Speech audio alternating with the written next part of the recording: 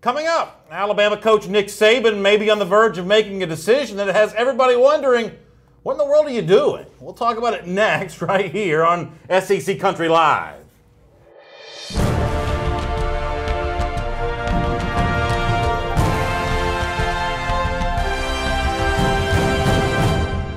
Hello, everyone, and welcome to SEC Country Live. My name is Brandon Adams. This is the former Alabama All-American Mike Johnson. We are glad you were with us as we talk about the Southeastern Conference here for the next 60 minutes. It'll be us talking. It'll be you commenting in the comment section, both on Facebook and on YouTube. We are glad you're here. Share the show with your friends on Facebook.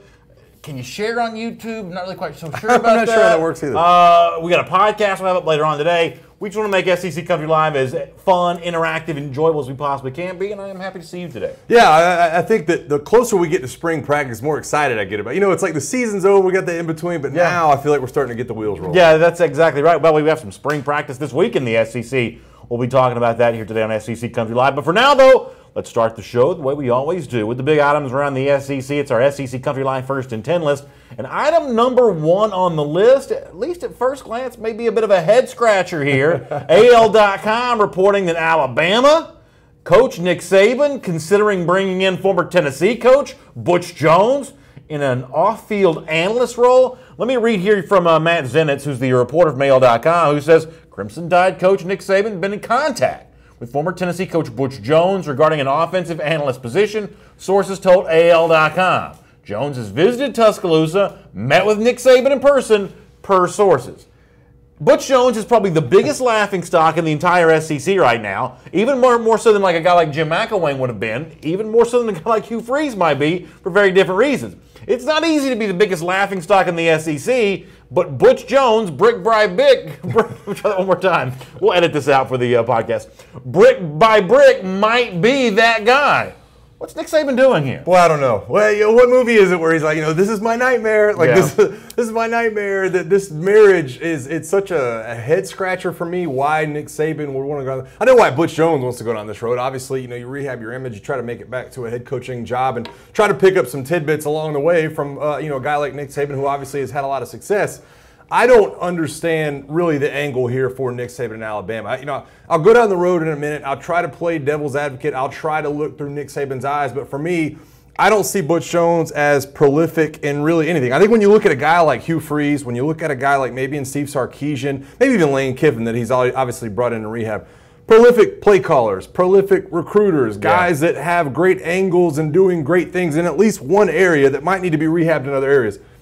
Butch Jones, for me, I'm just not sure I'm looking at his play calling ability, his recruiting ability, and saying, boy, you just can't do without that. I think there's a lot of different angles to take, but that's just my off-the-top thoughts on it. Rick King says, Butch, please. I lost Rick's comment. Let me get his comment here. He says, Saban's going crazy in his old age. And listen, I'm not going to lie to you. There is an aspect in which I would love nothing more than to give Mike grief about this all day long and sort of mock Saban for the same reason that Rick King just did. Saban's getting desperate. He's trying to throw anything against the wall to see if it sticks.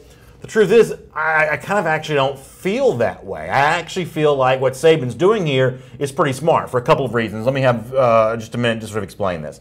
A, when it comes to analysts, that's an important thing for programs like Alabama to exploit because, as you know, the NCAA restricts so much. You can only have 10 coaches, on-field coaches. You can only have 85 players in your roster at any one time. You can only sign 25 in any 1 year. Those are some hard caps in which you can't exceed. But areas which the NCAA or the SEC does not limit you or restrict you, then the best programs are going to do everything they can to exploit those areas. That's what Saban's always done with this sort of off-field analyst. You mentioned some of the guys before, like a Steve Sarkisian. That's where Lane Kiffin started before Kiffin became Alabama offensive coordinator. He was an analyst there for a moment. It was very much the same sort of career rehabilitation that we see potentially happening with Butch Jones here if we believe the AL.com report. What this is like for me, and I believe, I don't want to be too Atlanta-centric here, but I believe these signs sort of exist everywhere. You ever pull up to an intersection or like a get off an exit on a highway? There's that like sign like sort of hammered into the ground that says, "We buy ugly houses." Yeah. That's a pitch for investments. Like, hey, you got a house you're trying to sell? We'll buy it for cheap. We'll flip it into something better. We'll make a little money off of it. This is what Saban does with coaches. He buys ugly houses, or in this case, ugly coaches. He bought low low on Lane Kiffin and essentially sold high by making him offensive coordinator. Tried to do the same thing with Steve Sarkisian, and it worked. Butch Jones, you say that he's not really an expert in any one area. The best I can tell, that's probably true, but I also know this. Sort of once you scrape off like the cartoon facade and all the things about Butch Jones that we didn't like about him, the way that he related to the media, you don't get to be a head coach at Tennessee without knowing something about football. And what Saban's able to do is sort of see past the ugly exterior, see past the things that we make fun of, and what's left is some bones of a guy that knows football. Yeah. I want to make fun of Saban for this because it's fun to make fun of Butch Jones. The truth is, if Saban is a genius, it's things like this that make him a genius. Yeah, I have to follow along suit, and I said I'd try to give what I thought Nick Saban was looking at. By the way, Tyler May makes a good point. How long until they take Butch's picture down at Neyland Stadium? He's hired at Alabama. Tyler, that's a good point. Within the hour, right? And so when I look at this scenario, and I've asked a couple of people what they think about this situation, and I look at, I think there's been 4 analysts so far this offseason that Bama's lost. Dan Warner's at South Carolina now. Chris Winkie, obviously, we talked about the other day. My guy, William Vallejos, who played center next to me in college, he's up with the Buffalo Bills and Brian Dable right now. And there's a couple of other guys that have walked out of that kind of analyst position when you look at this past offseason. Now, who do you fill those guys in with? I think a lot of schools you look at, okay, who's willing to take $20,000 a year, $30,000 a year to come be an analyst under Nick Saban? Listen, Butch Jones got what, $8.2 million buyout? I think it's being paid out over the next few years, so he's going to be making some money.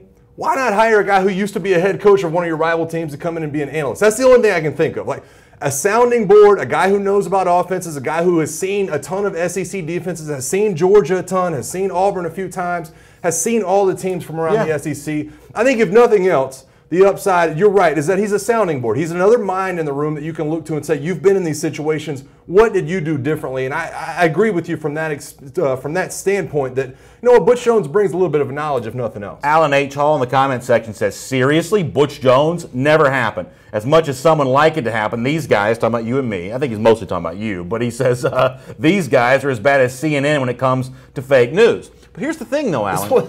This is not us. But here's the thing, though. Even though we're not the ones that created the report, the idea that this is somehow a bridge too far for Nick Saban, hiring Butch Jones on the heels of being head coach at Tennessee, he wasn't fired for cause, even if we had some issues with some of how he handled his business. He was just fired for not being very good. Bringing in Butch Jones as an analyst would not be weirder than bringing in Lane Kiffin when they brought him in. Kiffin was the kind of person that was sort of like the oil to Nick Saban's water or the water to Nick Saban's oil. Those two personalities were the kinds of personalities that we didn't think would ever be able to mix, and it ended up working out pretty well as offensive coordinator for 3 years. Steve Sarkisian, I hate to tell it to you, the last time he coached a game before Alabama hired him, he was drunk on the field, okay? It's much, much weirder to hire Butch Jones as an analyst than it would be to hire Steve Sarkisian coming off what happened to him at USC. Right, I think it's easier to actually hire Butch Jones than it was Lane Kiffin for me. Think about the trail of just exhaust fumes that Lane Kiffin leaves after he leaves Tennessee. I mean, this guy, he's already admitted to it. I mean, he had to get a sheriff's escort to the airport up in Knoxville in order to get out of town. Yeah. I mean, this guy left a trail of, talking about Urban Meyer, talking about Nick Saban, talking about everybody around the SEC, then heads out to California. And then he comes crawling back. I think Butch Jones is much more likable than a Lane Kiffin or a Steve Sarkisian. From that angle, I think Nick Saban's willing to jump on that grenade. Jarrett Seeger says Saban needs a good cliche writer. That's why he's hiring Butch Jones. The truth is if we didn't know about Five-Star Hearts and we didn't know about Champions of Life and Brick by Brick and all those phrases, if we didn't know about those things about Butch Jones, the thing that we would know about him is he's a pretty average football coach, right? I mean, you got to be careful about what it is that you think you know for sure. And everybody thinks they know for sure that Butch Jones is an idiot because of all the things that he says.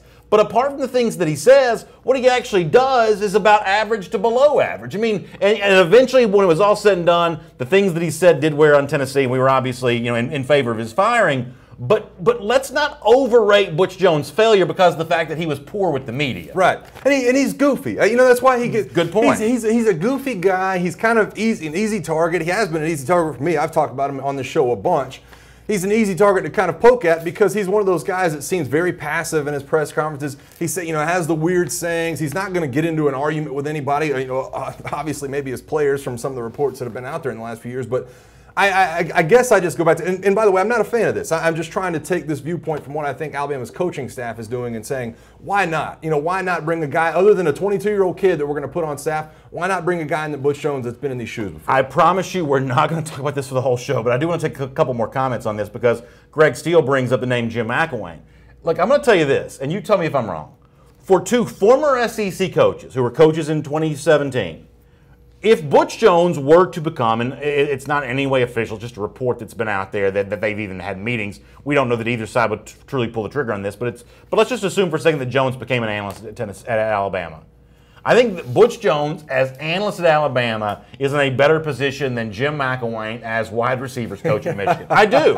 I agree with you. I think that Jones working off field for Nick Saban rehabilitates his image more than Jim McElwain being Jim Harbaugh's wide receivers coach. I think it's easier to become a head coach again, having worked as a quote analyst for Nick Saban than it is as Jim Harbaugh's wide receivers coach. I think that McElwain's reputation takes a big time ding and a dent that's hard to pull back out. Whereas Butch Jones does kind of get that same sort of rehabilitation, image, reputation car wash that Sarkisian benefited from. He's offensive coordinator at Atlanta now. And Lane Kiffin benefited from. He's head coach at FAU. Yeah, I mean, you look at the long list, and even those guys I just mentioned, Dan Warner, Chris Winkie, some of the other guys that have been in and out of that program, William Vallejos, like I just mentioned, have gone on to better roles. I mean, it's not like they're going from analysts and they're scraping by and they're winding up at, Eastern Washington State or something. I mean, these guys, Buffalo Bills, same within the SEC, that's been a big deal. And so I think this is a great move for Butch Jones. I mean, I don't think there's any doubt about that. When you look at what Butch Jones needs in his life, what maybe to see another dynamic in terms of moving on as a head coach possibly in the future,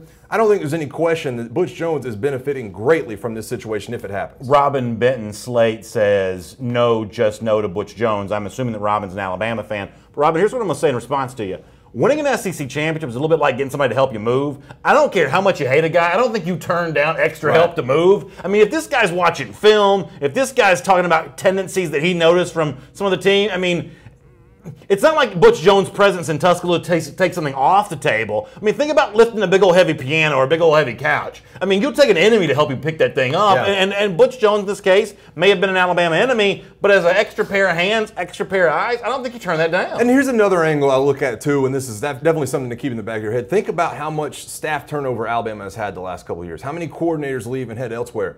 Boy, it's nice not to have to look outside of the program and have guys within that definitely can step into those situations. I mean, just look at Steve Sarkisian that goes from analyst to coordinator of a national title game. So anybody you can keep in your corner and kind of huddle around that program, I think it's a good deal. I can't get over the Butch Jones thing just personally, but I think it's a good move for Nick Saban, I guess. Well, Ernie Barnett says, how could anyone with the right mind doubt anything that Saban does? Really, people? Well, here's the thing about that, Ernie. I think that Saban's one of the few coaches that probably has the bulletproof reputation to have taken Lane Kiffin when he took him, to have taken Steve Sarkisian when he took him, to have even entertained the idea of taking a Hugh Freeze, although I guess there was some pushback on that. Maybe not even Saban could do that right now. A lot of programs, if they tried to bring in Butch Jones as an analyst, I don't think the head coach has enough cachet to get that done. But because of Saban's success, he can do something even as unorthodox as this. Yeah, like I said, when I started off the segment, it's a head scratcher for me. I don't know what he is dynamic at that you think, man, let's get him on the staff. But there's really nothing to lose here. I think his reputation is good enough to where it's not going to backfire on you. You're not going to have to fire Butch Jones middle of the season and be worried about what's going on. And he's a sounding board if nothing else. Now, Jared Seegers brings up the idea that Shy Tuttle, quote, fell on a helmet and some of those issues. I'm not telling you that Butch Jones is the perfect guy. He needs his image rehabilitated for a reason, but that's what Saban's done for people in the past. We'll take more comments on this. We'll have some time to do that, whether you're watching us on Facebook or you're watching us on YouTube. Let's move on now to item number 2 here on our SEC Country Life First and 10 list. And we've obviously sort of watched, maybe with one eye in some cases, about what's been going on in college basketball, the Yahoo Sports report from Friday, the ongoing FBI investigation into programs including Auburn, of course, Kentucky, South Carolina, mentioned in the report on Friday. LSU, I guess, is mixed up in this. The truth is, after a while, it all sort of blends together. I'm not even really sure. But we've seen the basketball stuff be the issue here. But sports radio host Colin Cowherd says, he's hearing some stuff about football, too. This is what Colin Cowherd said on his radio program this week. There is a program in the SEC right now that is playing right on the edge, and it's not Ole Miss bad, but it is close. My sources tell me in the last year, it ain't Ole Miss bad, but it's getting there. Football with paying players. And I told you Ole Miss was coming before it came. There's another one in the SEC right now that is setting themselves up for absolute sanctions. You've certainly been very clear in the past that you don't like Colin Cowherd. I think a lot of our audience probably feels the same way.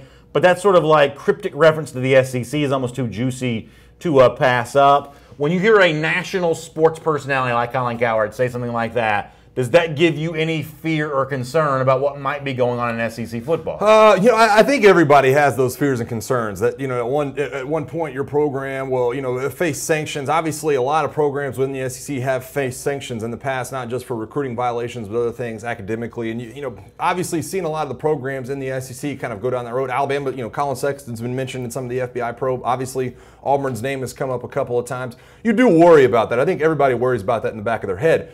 I just think these unsubstantiated, my sources close to me and you don't have no sources, Colin Cowherd. You don't. You have somebody that you might have heard that's, 3 or 4 people away from you, and you might have read a message board here and there that says this is happening, and you're just kind of poking around until you want to come out and say who the team is.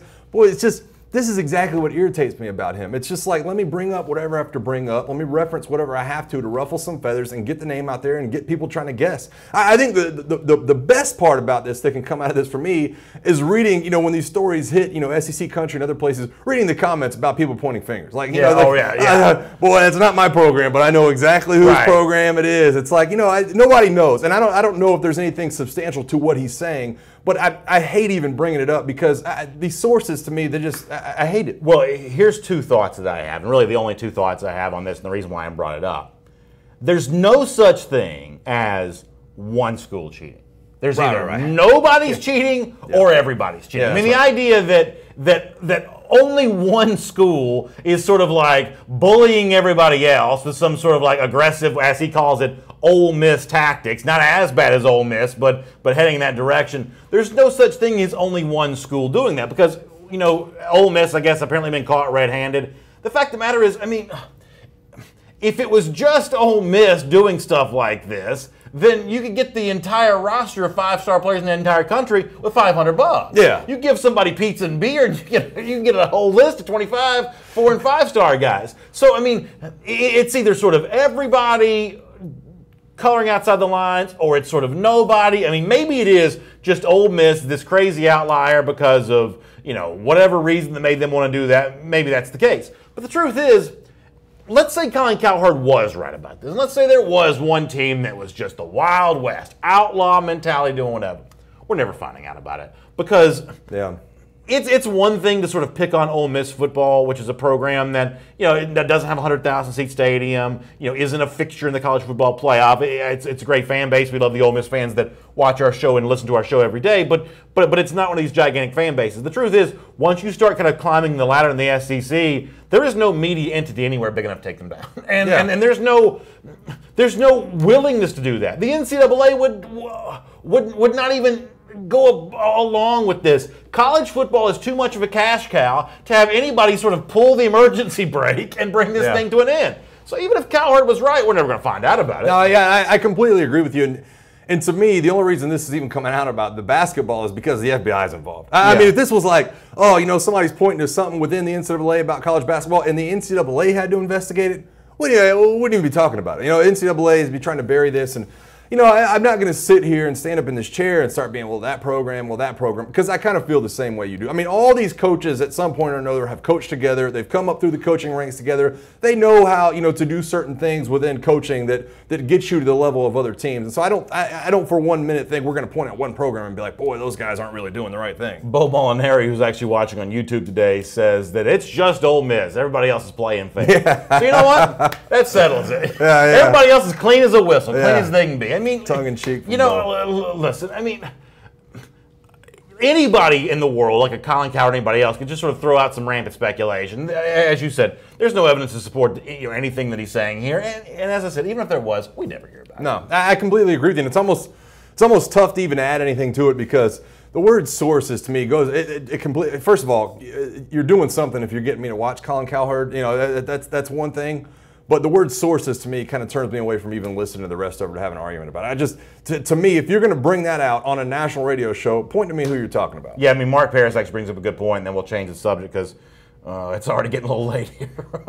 We just kind of got going here. But Mark Paris says the NCAA is a joke. Penn State shouldn't have gotten the death penalty. I'll leave the Penn State stuff alone. That's probably a different subject for somebody else to deal with. But as far as the NCAA being a joke, I kind of agree with that part of it. I mean, the truth is if you ever did come after I'm talking about a big major SEC football program, I mean, I think that could eventually be the death knell of the NCAA. I don't think the NCAA has the political power to take down a major football program, even take it outside the SEC. Think about, like, they're about 15 to 20, like, really major powers in college football. It's not 50 or 60. It's about 15 or 20. The NCAA is not big enough to take any of them down. No, and to me, and we'll go down this subject at another time, but when you look at the Penn State situation, I hate that people, man, they should get the death penalty. You're talking about millions upon millions of alumni. You're talking about, hundreds of kids in the locker room. You're talking about coaches that have come in and out of there. You're talking about an entire city, really, that's wrapped around a football team. And yet, like 2 or 3 guys, obviously, they mess up in a huge way. I'm not trying to take that down from what happened up there, but it's tough for me to say, boy, just clear out the entire football program that goes back 130 years because that, obviously some bad stuff happened. So. Yeah. He sounds like Robbie Eversole kind of agrees with in the comment section. Let's go to number 3 here, though, on our SEC Country Line First and 10 list. And Dan Mullen doing like a lot of coaches do. Actually, I sort of commend Mullen for this because there are actually fewer and fewer SEC coaches that seem to do this every single year. It's those sort of spring speaking tours when you travel around and talk to your fan base. Mullen seems to be doing a good bit of that. SEC Country was on hand for one of his speaking engagements when the subject of Kadarius Toney came up. Now, we know when it comes to Florida, there's an issue right now. Florida's got quarterbacks on the roster, including the incoming freshman hotshot Emory Jones, but with Felipe Franks struggles a year ago, with some folks wondering if Emory Jones might be a little bit of a project coming out of high school, is Florida going to have its answer at quarterback for 2018? And could a dynamic athlete like Kadarius Toney, who has worked some at quarterback, could he be an option for the Gators, no pun intended, at quarterback maybe this fall? Well, Dan Mullen tried to throw some water on the idea of that when he spoke to Florida fans this week. Let me show you the quote here from SECCountry.com. He says, "I don't know how much we'll get into that during spring, using Kadarius Toney at quarterback, he means. That would be something, a package for him maybe in the fall. But within the base system, I want him learning how to be a wide receiver, too." And I think that Dan Mullen's right about this. And I like the idea of sort of dangling it out there for Georgia and Tennessee and LSU, these teams that have to play Florida, of, hey, make sure you practice a little bit for Kadarius Toney at quarterback. But that may be a nice diversion to get teams off the main objective during their own practice. But Kadarius Toney is more valuable to Florida as a wide receiver. He has the ability to be an elite wide receiver. And obviously, you see his elusiveness, you see his ability with the ball. His numbers weren't eye-popping last year, maybe like 150 receiving yards, 150 rushing, something along those lines. I'm not really exactly sure. But I think there's definitely something to take away from this for me, and that's that everybody within this system right now at Florida is a freshman. You don't bring a freshman in right away and say, boy, let's teach this guy 3 different positions. You just don't do it. You don't ask a guy that's young and doesn't know an offensive system to do that. Everybody's dealing with that at Florida right now. Everybody's trying to learn this Dan Mullen system. Everybody's trying to learn this Dan Mullen style of offense. So Kadarius Toney needs to learn how to be a wide receiver under Dan Mullen before he learns to be a Wildcat quarterback. Now, I think it is important that you mentioned, obviously he sprinkles that in there. Hey, that's something for the fall. That's a package we could put in. That's obviously something he does well. There's other people within, the system at Florida that could be, Dre Massey, you look at, maybe even a guy like Jacob Copeland that could be part of that. But I think it's important that he mentions it, that it's down the road. It's not a right now thing, but possibly down the road. Enrique Murillo says, "Don't worry, Dan Mullen. Your plan's going to fall apart with your great batch of quarterbacks." That's obviously not a guy that's a Florida fan. Also, Aubrey Polk in the Facebook comment section says, Florida's going to be lucky to get 4 wins again this year. So some criticism in the comment section, both on Facebook and on YouTube, kind of coming in on Dan Mullen. And, when it comes to being skeptical of Florida, I will admit that it kind of ties back into this Kadarius Toney situation of somebody's going to be a great playmaker because, there was talk all during last offseason it was going to be Jordan Scarlett. It's going to be Jordan Scarlett. And then Scarlett, didn't play, and now he's going to be back. And Callaway, same way. Yeah, Callaway kind of ran into the same kind of issues. So Callaway's gone, Scarlett's back. But, it's the same question moving into the season of, is there a playmaker? I mean, is there that guy when it's, I hate to use the basketball analogy, but, when the game's on the line, who wants to take the shot? When it's 3rd and 2, who do you know you can go to? Or 3rd and 5, maybe the better example. Who do you know you can go to? Who's that running back you can put the ball in his belly, or the wide receiver you can, try to exploit him? I mean, Kadarius Toney, I'm not telling you he's one of the 5 or 10 best players in the SEC. I think that's being a bit of an exaggeration. But in terms of being a potential go-to guy in crucial moments of the Florida offense, as a wide receiver, training and learning how to be a wide receiver, I think that's probably a pretty good spot for Florida. I have no doubt about it. And I think you saw him, and this is why this topic even comes up right now, because we saw him last spring when he was an early enrollee and a true freshman. Boy, it's like, he fakes right in the spring game and rolls out left, backs off a defender, and then throws a strike in the back of the end zone. Now, that one play wasn't really indicative of what Florida fans saw from him throughout the spring. I thought he was a little erratic on some of his throws. That's going to happen when you're an 18-year-old kid showing up to Florida. But I think he has that ability. I think his elusiveness is one of the biggest things when you talk about Kadarius Toney, and I think Dan Mullen understands that. I think he would be dumb not to utilize that in certain situations. I don't think you're going to ask, if Felipe Franks goes out there as your starting quarterback, it's 3rd and 1, you need an extra blocker. You're not going to ask Felipe Franks to pick up the 1 yard, so maybe that is an option for Kadarius Toney. I think they're just smart to get him on the field in any capacity, because I think, you mentioned maybe not one of the top 5 or 10 in the SEC, but on that roster, I think he's top 2 or 3 in terms of offensive weapons they have. All right, so in the comment section, Greg Steele is a really good Florida fan. Was kind of pushing back on some non-Florida fans who are talking about how few wins they thought the Gators may get this year. Greg Steele says he thinks Florida starts 4-0. Obviously, Charleston Southern will give that as a win. Kentucky and Gainesville, I'm assuming that's a Florida win. Not a gimme game, but I'm assuming that's a Florida win. Mike Bobo's Colorado State team coming in. My guess is Florida wins that. He's also going at Tennessee as a Florida win. I guess I'm probably leaning Florida at Tennessee right now. I don't know what the point spread's going to be. I'm assuming that's a couple points either way. I'm going to give you 4-0 for the Florida Gators to start off here. Yeah, and listen, Enrique Murillo says it best in the YouTube comment section. Florida's just one of those teams that almost always, in a lot of people's opinion, has the ability to be a sleeper. And to me, I always think that way about LSU in the West. I guess when you look at the East, Florida's always one of those teams. Listen, they're going to have above-average defensive line talent. Those two teams are always going to have above-average talent in the secondary. Can they find the offenses? When you look at the last 10 years, can they find the offenses to really be good and really rack up those wins? Florida's always one of those teams lying in the weeds, really waiting to get to that next step. So here's the thing about Florida that's kind of interesting. If you give them a 4-0 start, it gets pretty tough, actually, after that. You have to go to Mississippi State. Right. That stadium's going to be loud with Dan Mullen returning. I think LSU back in Gainesville. That's 2 years in a row for that game, obviously, in Gainesville. I don't think LSU's a great team this year. That's still a tough game for Florida. I think at Vanderbilt is sneaky tough. Florida's not played Vanderbilt well the last couple of years. Yeah. October 13th at Vanderbilt, that's a pretty tough game. Off week before Georgia. Georgia's going to be a top 5 team. And then it's Missouri, South Carolina, Idaho after that, at Florida State. And I think there's a very good chance Florida State's better than Florida this year. It's funny, you may get off to a fast start there, but that final 2/3 of the season for the Gators could be pretty tough. I look at it, and there's a lot of unknowns. When you look at like half of their schedule, what is Willie Taggart going to be at Florida State at the end of that schedule? What are you going to get out of Jeremy Pruitt in year one? Is Trey Smith going to be playing for Tennessee when they line up that game against Florida? Yeah. Missouri, what is Drew Lock going to be under Derek Dooley? There's just so many of those unknowns when you go kind of down that schedule. Some of those teams could end up being really good. Some could end up being really bad. And I think that Florida has to kind of get out ahead of things early on in the schedule. You mentioned it. If they can start and really go 4-0 to start it off with, I think they start to get the wheels rolling. Michael Clyburn says Florida has no chance in Stark Vegas. I find myself kind of wanting to agree with Michael on that. I would be very surprised if Florida goes to Starkville and wins against Mississippi State on the road. Mississippi State's a better team than Florida anyway. They're going to be a heavy favorite at home there. It's going to be the loudest that Davis Wade Stadium's been in a long time. That just feels like a big day for the Maroon and White. It really does. And, obviously, and you mentioned it, they're probably going to be a favorite in that game. I would be interested to see at what time of day that game. It might be a night game, when you talk about some of those later games. Mississippi State was really good at home last year. Yeah. Boy, they were really good at home last year. The LSU game, 30 points out of hand, playing Bama in the last second. That's going to be a very tough game, for Dan Mullen and company. You mentioned Florida State. Let's make them at least partially the subject of item number 4 here on our SEC Country Live First and 10 list. Now, I want to try to set this up.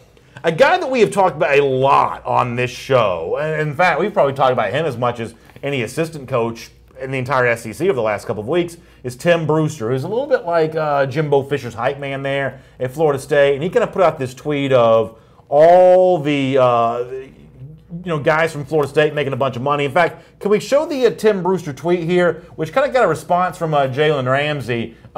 So it says Jimbo Fisher's defensive backs. Let me see if I can see that one more time. Jimbo Fisher's defensive backs, total NFL starts, average player earnings, $8,426,000. And then Jalen Ramsey, who's one of the guys pictured there, says, I know I've got nothing. I've got nothing but respect for you, Coach Brew. Don't use me on a poster for a school I didn't go to or for a coach that didn't teach me how to be a defensive back. That's Jalen Ramsey talking to Tim Brewster. He obviously knows from his Florida State days. And then Ramsey, I believe, had another response on Twitter about that.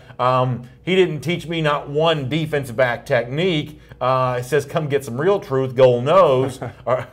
Boy, a lot of misfits. Goal nose. Goal nose. Go Noles, Jalen Ramsey says on Twitter, kind of pushing back on the idea of what Tim Brewster said here. Is Brewster in the wrong from getting the pushback on Jalen Ramsey here? I don't think that Texas A&M is in the wrong. I don't think Jalen Ramsey is in the wrong. Listen, this popped up, like, and I mentioned this to you before the show. This popped up like a month and a half ago, I think, with Jeremy Pruitt up at Tennessee. It was like, here's all the guys Jeremy Pruitt sent to the NFL as a defensive back coach. And it's like, they're like half from Alabama, half from Florida State. I think actually Jalen Ramsey was in that one too. And it's like, this is why you got to come to Tennessee because of all this. And so I try to put myself in that shoes. Boy, I would be really mad if I was still in the NFL and I was playing for the Falcons and my offensive line coach went somewhere else and he was like, boy, come play at this school because this is where we're going to. I'd be upset too. Yeah. And so I understand what Jalen Ramsey's doing, but Jimbo Fisher's got to do what he's got to do, and Tim Brewster's got to do what he's got to do. And if pushing their track record as coaches, I mean, how many times do you hear coaches say, "Boy, we won here, we won 10 games back there. Yeah. This is the reason we got this job." So I think you're really towing a line. I don't mind Jalen Ramsey's response, but I think this is going to see something we continue to see happen. I mean, listen, my thought is when a big-time coach wins a national championship, takes a big raise to go somewhere else, there are going to be some hurt feelings, and Jalen Ramsey's an example of that. And I got no problem with him defending his alma mater here on this one, but I think this is also sort of filed under the example of there's no such thing as bad publicity. I mean, once again, Tim Brewster's out there rattling pots and pans, very true, getting a lot of attention for his program. I mean, will the other Big 12 teams that Texas A&M's mostly recruiting against, will they try to use this against A&M? They probably will. But you know what?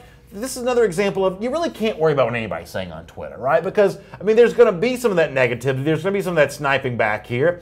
But Brewster, as that sort of hype man for Jimbo Fisher, I think, once again, this is an example of him kind of doing his job. Yeah, Beaumont says, Crybaby Ramsey just got mad that his coach got rich in College Station. Listen, I think there's a lot of angles to look at in this situation, but let me tell you what Jalen Ramsey's not mad about. It's the money. Jalen Ramsey is an extremely good football player. Is going to make a ton of money in the NFL. I don't think he's worried about Jimbo's. And listen, in Jalen Ramsey's credit, listen, the first thing he said was, I got mad respect for you. I got a lot of respect for you, Coach Brew. Just don't use my name in that. I think I would follow along the same steps as Tyler Mann says, I agree with Jalen Ramsey. This is on YouTube, by the way. Tyler Mann says, I agree with Jalen Ramsey. They are promoting Texas A&M, and Ramsey didn't play for them. I'd be mad, too. That's what Tyler Mann says there. But I do think that Jimbo Fisher has a right to brag on his Florida State legacy. I do think he does. And tell me if I'm wrong about this. I don't think that Tim Brewster should delete the tweet. No, I don't think so. I guess what I sort of mean by that is I don't think that Tim Brewster should feel, unless he has a personal friendship with Jalen Ramsey that he wants to honor here, just because Ramsey says, hey, don't use my face on your poster. I mean, now I guess it comes down to who owns these photographs, which is always kind of an issue. But in terms of, does the former Florida State staff have a right to use Ramsey's likeness to brag on themselves? I kind of think they do. Yeah, it's tough, and it's kind of what I was alluding to was, it's just a bad situation. I don't expect Jimbo and Tim Brewster to do anything different, but I don't mind Jalen Ramsey's response. It's, hey, I didn't go to that school. I don't have anything to do with that. I want to continue to support Florida State, which is his alma mater, and so he's going to go after that. I don't think there's anything wrong. It's just one of those situations where you kind of put your palms up and say, well, it is what it is. Stephen Early says, you choose the school, not the coach. Ramsey wouldn't have left with Jimbo Fisher or with Tim Brewster. They had changed if they had changed when he was there. But as much as we say you choose the school, I mean, this is a guy who can speak to this better than anybody. You didn't choose the school, did you? You choose the guys you're going to be playing for, right? You choose the guys. It was. I'm not saying you weren't proud of Alabama. It's Alabama. No, I understand. It's a little bit of a loaded question for me because there wasn't a lot to choose from. When you talk about my recruitment, I went out there and obviously tried to make a name for myself, but there is listen, I trust this guy. I trust this coach. I trust this coaching staff. I trust in what they're doing, and I want to go be a part of what they're doing. That's really what it came to me. But the other thing, though, I mean, you're not giving yourself enough credit when you say that, hey, there wasn't a lot of choices for me to make. I mean, you've told your story a million times. You essentially chose not to be a part of the recruiting process. Yeah, that's very true. I promise you this. Once you got an Alabama offer, if you wanted to shop it around a little bit, you probably could have gotten a few more. Yeah. It was a different recruiting era back then. Yeah, Alabama wasn't then what it is now. But you just sort of essentially chose not to be a part of the recruiting Right. process. It's one of those things where once one school shows you enough attention, it's like, why would I look anywhere else? That's how it was for me. Right. And once I go to the campus, see what's going on with the coaching staff, see what's going on in the locker room, see what Bryant-Denny Stadium's all about, there wasn't any other choice. But it wasn't Denny Chime that made you want to go to Alabama. Bryant-Denny Stadium. Bryant-Denny Stadium, the atmosphere, the fans. Is that really what it was? Not the coaches? I think that, listen, I didn't go to any college football games when I was little. I wasn't one of those kids. So going into that stadium as a recruit, as a 17, 18-year-old, and like, wow, like this is what college football is all about. Very powerful, very powerful. Esteban Estevez says Alabama wasn't good when Mike went there. For the first 2 years, the second 2 years, they won the national championship. Yeah. I mean, you do got to give them credit for that. Oh, listen, the first year I was there, we actually, we won 10 games. I think we got up to number 2 in the country when I was a freshman, which was 2005. Okay. That's the year that Tyrone Prothro got hurt, is right, that right? Yeah. Right. We played Florida that year, and Urban Meyer, that was his first year. So we were a good team when I got there. It was just a little bit of lull in the middle. Wait, how many years were you there? I was 5. Oh, I got redshirted. Okay, all right, yeah, all right. Yeah. Well, there you go. Esteban Estevez said, why are you picking on Mike? He says Mike was on his way out. He was the starter. He was like the permanent captain for the team. That's not his way out. Come on, man, Esteban. y'all picking up, man? Do I need to go over to the Facebook page and get on y'all? That's worse than what Trey Duke said about me yesterday being fat. I mean, listen. You're not on your way out if you're the permanent captain on the team that won the national championship. Come on, Esteban, man, you're being harsh on me. Robbie Eversole says that's below the belt. That is, Robbie, I completely agree with you on that. Let me move on here. Esteban, that's rough living that. I'm not sure what he's trying to say. I'm on my way out. What does that mean? He's trying not to give you credit for the national championship. He's saying, well, they won the national championship, but you essentially had one foot out the door. Oh, my God. Boy, that's rough on you, man. He started every game. I mean, you're named a captain, you're named an All-American, you start for 3 years, I'm on my way out. We've shown the picture before. When they went to the White House, Mike's the one giving the jersey to that's right, yeah. We did show that one. Barack Obama. It's been a long time ago. Come on now. Yeah. Nonetheless, it's funny stuff. Teresa Stewart, thanks for the kind words in the comment section. Appreciate that. And Esteban Estevez says fat boys are the best. You know what, Esteban? I appreciate that. I'm glad that is so true, Esteban. Yes, fat boys are the best. Let me do item number 5 here in our SEC Country Live first and 10 list. Going back to a National Signing Day for a second, Kirby Smart, the Georgia coach, was asked about kind of an eventful day for him where you had Quay Walker, who was publicly committed to Alabama and yet flipped to Georgia on National Signing Day. You had Otis Reese, publicly committed to Michigan, yet flipped to Georgia National Signing Day. Michigan, Alabama, two of the highest profile programs in all of college football. And the mainstream media is going to notice when you get flips in those schools. Those weren't the only flips that Georgia got, though, during the 2018 recruiting cycle. Kirby Smart, however, says, you know what? Flipping may be fun for the media and for the fans, but it's a hard business for us coaches. Here is Kirby Smart saying what he says. To me, there's no great sensation in flipping a kid because I don't think it teaches kids the right thing. I think we as coaches in the profession understand I have tremendous respect for the guy on the other side of that flip. A lot of those guys are my friends. A lot of those guys I worked with. It's great for the fans, and they all want to, make a big deal about it. But ultimately, it's really about the relationships we built with that kid all along. The fan thinks that Otis Reese decided last night he was going to go to Georgia. That wasn't the case. There was a relationship that was developed over the last year. Same thing with Quay. I mean, these are kids that they're torn. It's a tough decision. We make it hard. We make it hard as coaches on them. So when they do the flip, I know there's somebody on the other side of that. I've been on the other side of that. So I'm not one to get into enjoyment of that. I think it's more about what's right for the kid and how is his future going to be best served by going to the University of Georgia academically so that he can set himself up for success in life. Yeah, Mike, it's about academics. Setting yourself up for success. I was waiting to see what angle you were going to spin on the way out. Not spin, but I think they're going Kirby. Listen, I'll take this from the top. I love Kirby. Man, I do. I think he's done an incredible job at Georgia. I could still consider Kirby, obviously a great recruiter. But if he's going to tell me he doesn't take any pleasure from flipping a guy, boy, I mean, come on. Yeah, we've talked about this before on Dog Nation Daily. There are some times when, even as a guy like me who has great respect for Kirby, and I know you do as well, there's sometimes when it just really strains the imagination. I mean, like that one, after a while, it's like, boy, it's getting deep in here. I mean, that's hard to believe. But the reason why I bring it up, though, is that, Kirby Smart on National Signing Day and, back, at the beginning of the month was like, hey, we flip guys, but that's not something I like to do, just something that sort of happens over the course of time, blah, blah, blah, blah.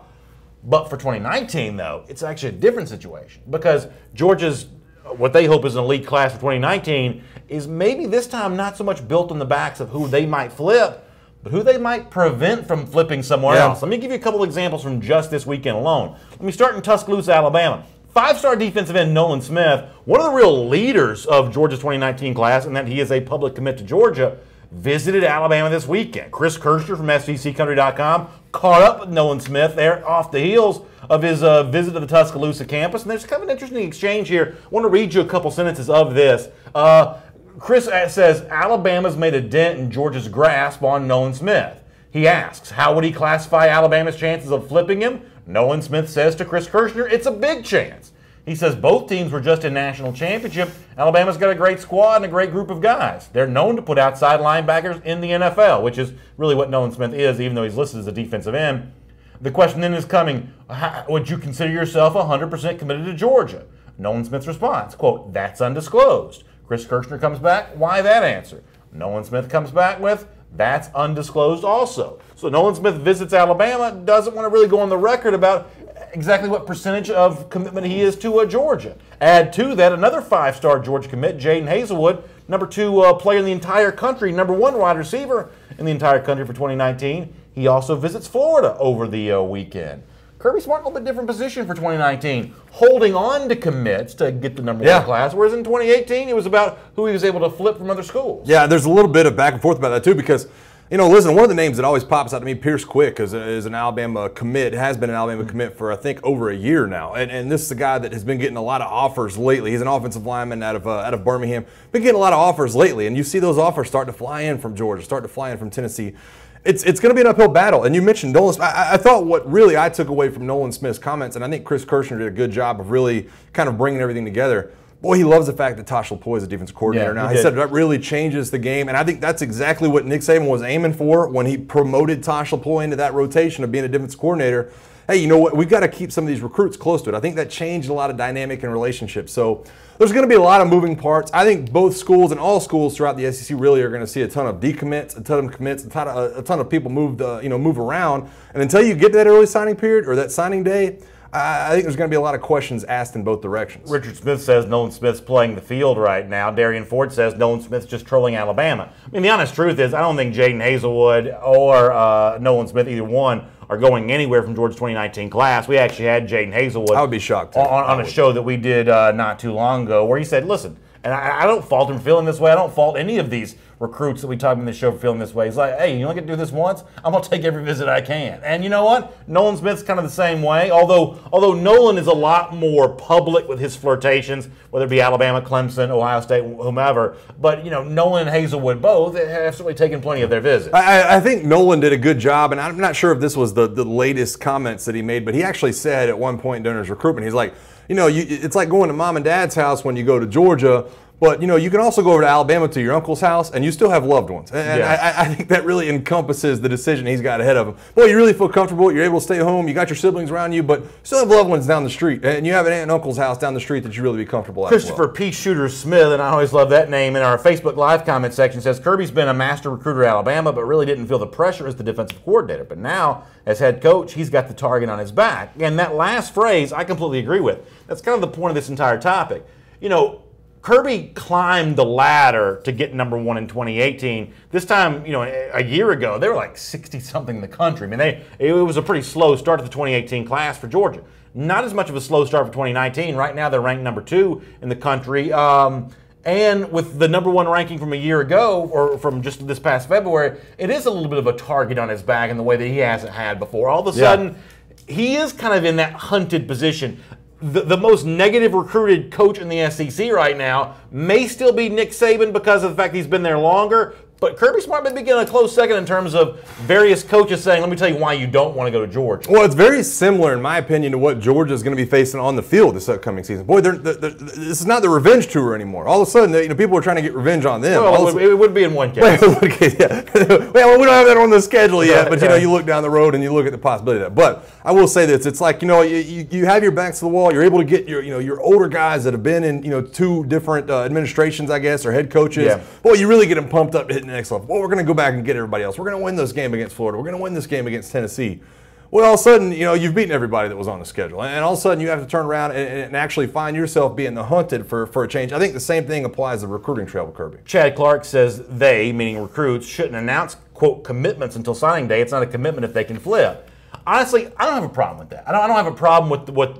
I mean, the word commitment has sort of changed its meaning over the course of time. But you know what? Languages evolve. You know, there is an evolution for words, not just in football, but in life in general. The way we speak does sort of change. Commitment used to mean one thing. It means something slightly different now.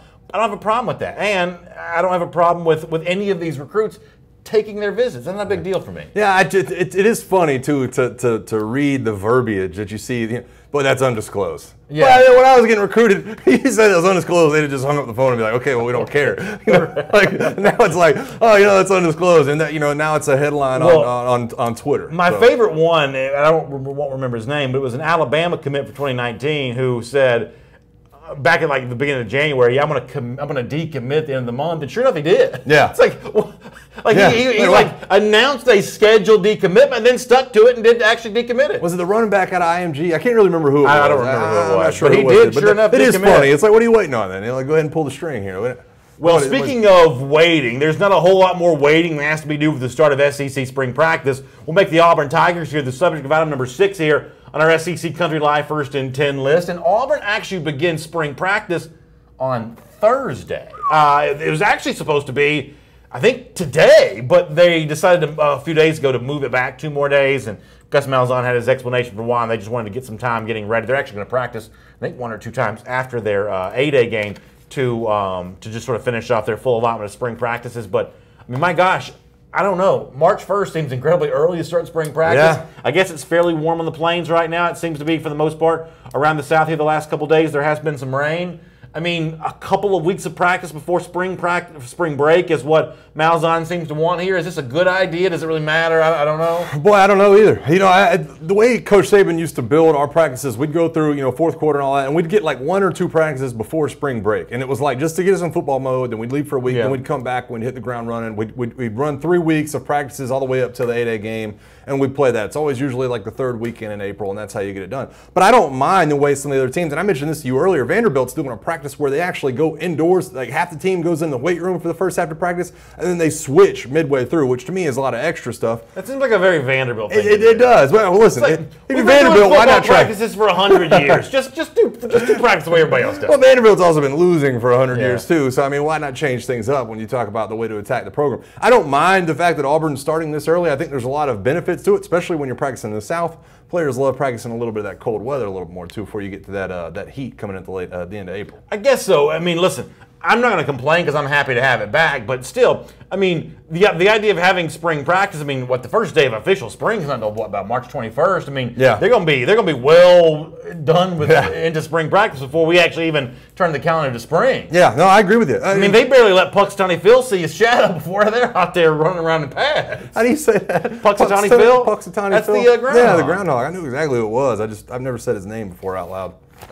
Greg Steele says, he's actually, I thought he was talking about Auburn. He says, Aubrey, go stick your head back in the sand. I don't know. I don't know what that's about. But the truth is, I'm glad to have spring practice back. Yeah, and Joe says, delete number 6, Mike. Find something else to talk about. Listen, I don't care who it is. I don't care who it takes the field. I'm sure we have some Auburn fan watching right now. I'm excited to just spring practice is here. And listen, I think Auburn, and don't get me wrong, there's some other storylines around the SEC.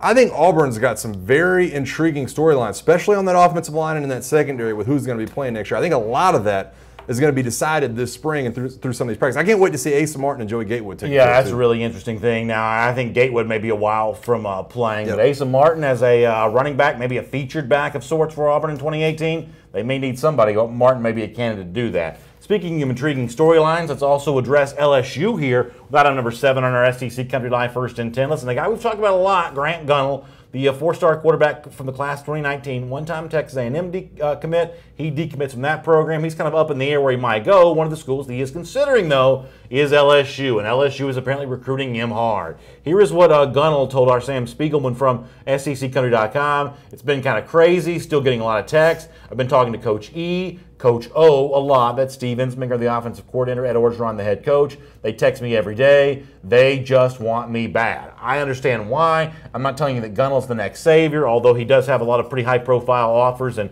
this is a pretty high-profile recruitment. But this is a pretty big deal for Ed Orgeron. I think it is. I think they need a quarterback of this caliber for the 2019 class, especially if the 2018 season goes sideways. And not only do you need a quarterback at LSU, you need a high-profile recruit, really. I mean, let's be honest about some of the situations they face in the signing day, and we've mentioned a couple times that when you look at Gunnell, when you look at some of the things that come along with him, not only get him, but get him early. I mean, how many times have we talked about Justin Fields? I think that Bo Nix at Auburn's another one of those guys. You get on board early, you start bringing guys along with you. Boy, LSU could use some steam in the right direction right now in terms of not only their entire recruiting roster, but that position specifically. I think, I don't want to say this a must get, but boy, it is as close to a must get as you can have for Coach Orgeron, in my opinion. Yeah, I just think, I'm not telling you that Ed Orgeron's going to get fired at the end of the 2018 season. I did think it was interesting the other day that Paul Feinbaum to SEC Country said that he thought that Ed Orgeron was the coach in the SEC on the hottest seat. By comparison, that may be true. I don't think that means he's getting fired. But if it's a season where the record's not what it should be, not what LSU fans think it ought to be, if you don't have a quarterback also in the mix for 2019, it becomes very easy to ask some really tough and pointed questions about Ed Orgeron. But if you've got that quarterback, then every single positive step you seem to see on the field, it only makes it easier to construct a broader narrative of Ed Orgeron actually building LSU into something. No, and I agree. And this is, and I got to give a shout out to Cliff Nelson. He actually tweeted this at us earlier today when he was talking about who they've offered at the quarterback position. They have like 6 offers out. None of them are from Louisiana right now. And so I think that really is an uphill battle when you talk about Coach Orgeron not really having that big quarterback target in the state of Louisiana. Obviously, you go over to Texas with Gunnell right there. They've offered Paul Tyson out of Birmingham. They've offered a Wisconsin commit. I can't remember his name right now. They've offered Bo Nix, who's an Auburn commit. Yeah. And so I think there are definitely a lot of questions asked. This is not going to be an easy task, but I think this is something Orgeron has to get done. On YouTube here for a moment, Enrique Murillo says, how long is it going to take LSU to find a quarterback they can stick with? It seems like he's been that has been ongoing for a decade. Enrique, that's really right. It's amazing how much difficulty an elite recruiting program like LSU's had in that regard. Bo Molinari, who is a Texas A&M fan, says that he is going to be a Bayou Bengal. Talking about the quarterback here, that he wasn't Jimbo's guy. And I think when it's all said and done, that probably is true. That Jimbo Fisher's going to find his own quarterback who truly is his guy, and in comparison between A&M and LSU clearly needs him more. Yeah, they do, and here it is too. I mean, I think I'm trying to find it right now. Oh, Tyler Mann says pairing Gunnell with an elite receivers they have right now at LSU would be amazing. I don't even know that it has to be Gunnell. I mean, they have to find that next generation of quarterback, and I think that's really what Coach Orgeron knew going into the job. I think you knew you had to find that quarterback of the future if you were going to stick around for a while.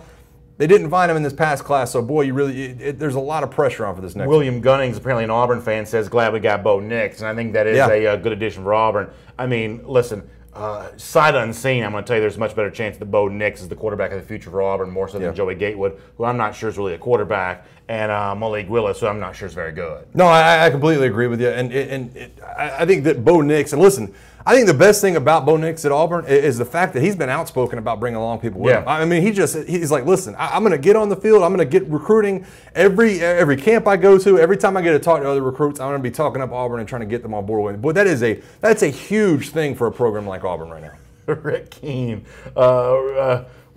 pretty well represents my sense of humor when he says they got a Coach O, a Coach E. All they need is a Coach I, and they can change their mascot to a pig. E-I-E-I-F. With an oink here and an oink there. I got to tell you, as a father of young kids, that's the kind of sense of humor that really flies in my house right there. I can tell. That really flies in my house. That's definitely a BA sense of humor for sure. I got to tell you, that's pretty funny. All right, item number 8 here on our SEC Country Live first and 10 list. So a lot of changes around Alabama here as of late, one of which is one of their longtime staff members, Scott Cochran, now on Twitter. And for his first tweet, well, Alabama fans going to love this. A little peek inside the locker room, the halftime, the night Alabama won its, I guess, 17th national championship. Here was the first ever tweet from Scott Cochran. Take a look at this. Show everybody who we are. Let's show everybody who we are. Every one of us in here together. All right, no other way. I don't want it any other way. I don't want the score flipped. None of that. I want this. I want to see right now if all this work I've been putting in is going to shine. We're headed for overtime. Find out who's leaving here with a trophy. Pressure, flush, set. All right, that's all this I can stand. I can't stand Let that thing go. This. Let that thing go, Yeah, Michael. you can play the video if you want to, but boy. just bring the sound down. First of all, you pointed out something that I didn't realize the first time I watched this. It's Jalen Hurts that's standing right there next to him. No, did you see Tua in his locker in the background? Tua is sitting in the locker in the background, kind of rubbing his head like, man, what's about to happen here? Like he's sitting back. If you roll the first part of that video back, it's like Jalen standing up next to him, and Tua's in the back going like this. Oh, Can we see this? Watch this. All right. Watch this. Tua's head down there. Look at him go. Oh my gosh, look at that. What a great thing. Tua's going. How nervous is he right there? Boy. First of all, I mean, I'll be the first to tell you, he handled it like a champ. But that's a great spot there, Mike. I didn't see that the first time I saw it. Hurts standing there, Tua sitting in the locker. Very interesting body language there. Pretty good first tweet from your buddy Scott Cochran here. No, it was, and I immediately hit him up. I was like, dude, I just want to be sure that this is you on Twitter and not something that that somebody else created. And he was like, yeah, for sure, this is me. I'm finally, kind of getting on the Twitter sphere out there and getting it done. Y'all know I don't like that one, but I got to tell you, I do like a good halftime speech. Boy, it was good, wasn't it? Yeah. Listen, what's interesting to me, and Scott Cochran came to Alabama, and that was his first head strength and conditioning job. Boy, things have changed in the last 10 years. I mean, Scott Cochran, obviously he's a loud guy, but in the locker room, you never heard from a guy like Scott Cochran after the stretches. Now he's giving halftime speeches. Now this guy's getting you rowdy up halftime of the national title game. Greg Steele says he's also taking advantage of that new barber at Alabama, apparently, kind of the clean look for Scott Cochran. Boy, yeah. I'm going to have to follow suit with him. Robbie Eversole says Scott's a freak, beast, the reason our guys are so dominant. Love the tweet. It's kind of cool to see. You've obviously done a great job here on this show, kind of shedding some light on this about just how involved from an emotional standpoint the strength and conditioning coach is. Yeah. Even on game day, the most crucial moment. I mean, now the video doesn't show probably everything that happened, but it's not Nick Saban giving the rah-rah there. It's Scott Cochran, which sort of speaks to his value to that program. No, he's such an integral part of what Nick Saban does, and I mentioned this to you before that he's the go-between. I mean, he is Nick Saban. You look at Nick Saban; he's kind of toned down. He used to give rah-rah speeches to us, but 10 years later, I don't think he's giving them anymore. Scott Cochran's the go-between. I mean, he's the voice that kind of carries Nick Saban throughout that locker room, and I think you see a great example of it. I mean, it's his first tweet. I cannot wait to see what his Twitter feed starts to look like over the next couple of weeks. Yeah, there's no question about that. And real quickly here, I mean, how often is Saban the one giving that kind of speech? You said it hasn't happened a lot probably in the last few years. I don't know. I can't tell you for sure what's happened the last couple of years, but probably, throughout 2008, 2009, he gives speeches, don't get me wrong, Yeah. but the rah-rah speeches were few and far between. I think maybe we had maybe 3 of them my senior year. Yeah, I mean, some guys are just better at that than others, and Cochran looks like a pretty good guy at that. All right, item number 9 here on our SEC Country Live First and 10 list. Let's turn our attention back to the LSU Tigers here for a moment. And a pretty clever fan, at least I think, captured here on social media by Jennifer Brown on Twitter. You got to understand something here for a second. When you live in a state like LSU, you want Go Tigers as your license plate, but you can't get any version of that, A, because it's too many letters, and B, because so many other people have it. So how about the idea of getting the letters you can get and spelling the GE and the RS around it? You know what? I got to tell you, pretty clever here by the fan that did this. Now, I hate to put their business out there on Front Street in terms of, what their license plate is. But you know what? That's a pretty clever job there. Well, listen, if they didn't want the attention on their license plate, they don't make their license plate. That's also probably true, So yeah. I love it. I think it's awesome. I have my, my Georgia, the state of Georgia, my Alabama license plate. I ride it with pride. Boy, this is next level, though. I mean, I've never seen anybody quite do this, and so I got to give her a lot of. I mean, whoever that is in that car, I got to give a lot of credit. Yeah, it's pretty like cool. It's like now, a big state like Georgia, especially a big city like Atlanta. There's a lot of alumni from every school that lives here. You can petition the state. You can get that Alabama logo or whatever logo right there on the license plate if you get enough people to do it. But if you live in Louisiana, where the LSU license plate is going to be even more popular than the Alabama one is in Georgia, it's sort of hard to get that variation on that deal. So I agree. You got to be a little creative how you do that. No, I agree, and I've tried to think of personalized license plates I can get, never come up with anything that clever. So I just let it eat. You just get whatever you get. Yeah, listen, I mean, you just got to do what you got to do there. All right, speaking of spring practice, Auburn not the only place, and you mentioned Vanderbilt. Let's give the Doors some love here too. Those are not the only places where spring practice is also starting this week. Today, Hotty Toddy, the Ole Miss Rebels apparently get going with their own spring practice, and as the subject of item number 10, the Ole Miss video department, which I frankly think is one of the more underrated video departments in the SEC. Pretty good little hype video to get you going for Ole Miss spring practice. Enjoy a little taste of this. A rebel becomes a legend. A rebel inspires the world. Knocked away by Chucky Mullins. A rebel cannot be denied. Second effort, touchdown. A rebel doesn't play it safe. Roll the dice, it's good! A rebel is remembered forever. We'll seal the deal! I am an Ole Miss rebel. So on and on it goes, kind of giving you the mix up there. How about the big hit on Jalen Hurts too? Nice piece of video. So yeah, I mean, listen, hype videos to get you ready for spring practice. I mean, that gets me going. That gets the blood flowing here a little bit. I have no problem with that whatsoever. And you mentioned it, Ole Miss. It seems like every time we have an Ole Miss video, I think a couple of times they've swung and missed, but for the most part, anytime we've seen an Ole Miss video, it tends to get me hyped up. And so, you know, I just mentioned at the top of the show, I'm so excited about football being back. So I'll take anything. Well, I'll take anything at this point. I don't care. Did I see a Robert Kimdichie reference there at the end? I may have missed that the first time I watched this. Give it back to us. You might want to stay away from that one a little bit. I feel like show me Archie Manning, show me Chucky Mullins, show me some of the greats in your program's history. Reach way back to the past is one thing. Yeah. Reach into like the recent past, that may be a little bit of a. Well, I feel like that's what these videos are trying to sort of steer away from. They've got to tiptoe around a lot of stuff. I mean, like you can't show Hugh Freeze. You're probably not going to show Shea Patterson. Right. You got a lot of these guys you need to tiptoe around over there. Yeah. You don't Tommy Tuberville era. That's all out. The Billy Brewer era. That's for the most part out. Yep. Get a lot of history. Not going to show Houston Nutt there. I mean, you got a lot of history you're whitewashing. It's a very short video. Yeah. A lot of Archie Manning running around, but nonetheless, good to have Ole Miss spring practicing, and we'll look forward to hearing from Coach Luke there a little bit in terms of how things are happening down there in Oxford. All right, here on SEC Country Live, you know, we appreciate you watching the show every day. If you'd love to hear the podcast, we've obviously got it for you on Apple Podcasts and on SoundCloud. We're really glad that you check out the audio version of our show every day. And, of course, we always look to close the show out the same way every day. We're always looking for champions of life. And this is actually a follow-up to a story that we had recently about Jay Williams, the former NBA player, losing a pickup game to a non-basketball player. I'm just a big believer that can't happen, right? I mean, if you're a basketball player, even a retired guy, you can't lose to a non-basketball player. You got to pull a hamstring or something like that. Something, yeah.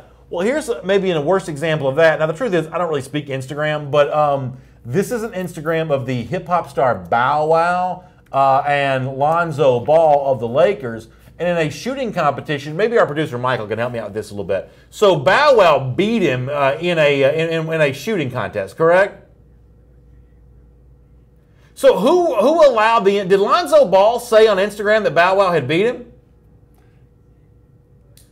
This is Bow Wow's Instagram feed, And the reason why we don't have the sound turned up is because the whole thing is profane. But but if you're Lonzo Ball, I mean, Michael, if you're Lonzo Ball, you can't get beat by a hip hop guy. No. Now Bow Wow's sneaky good at basketball, I've heard. Oh yeah, well I mean, you know, I think his who's Bow Wow's dad? Wasn't he a basketball player or something? Yeah, I don't know. Maybe I'm missing on that one. But, but it looks like he's sneaky good at basketball. Yeah, I mean, anybody can shoot. You know, he's probably like 5'5". He's shooting from deep three. I think he's taller than that. You know who Bow Wow lives in Atlanta. Really good friends with Lou Williams. Really? Yeah, really good friends. I used to run in these circles. Not those circles, but I used to be around the NBA a lot more than I am. So I used to know a lot of stuff back in the day. BA and Bow Wow, boy, can't you see that one? That's a good time. just like this. But you can't be losing to him. You can't. No, you can't. You can't, especially not a guy that's as overhyped as Lonzo Ball is. I mean, let's be honest with you. The guy. Well, he's a terrible shooter. Yeah, what it was like? You know, side hook. We don't talk much NBA basketball, but boy, that's ugly right now. That's probably why we don't do it. All right, thanks for being with us on the show today. On YouTube, appreciate you. We've certainly enjoyed reading some of your comments on the air. On Facebook, share the show with your friends. If you know how to share it on YouTube, do that and let us know how you do that. Not quite sure how that works. But nonetheless, we'll see you tomorrow at 3 p.m. Eastern Time for another episode of SEC Country Live.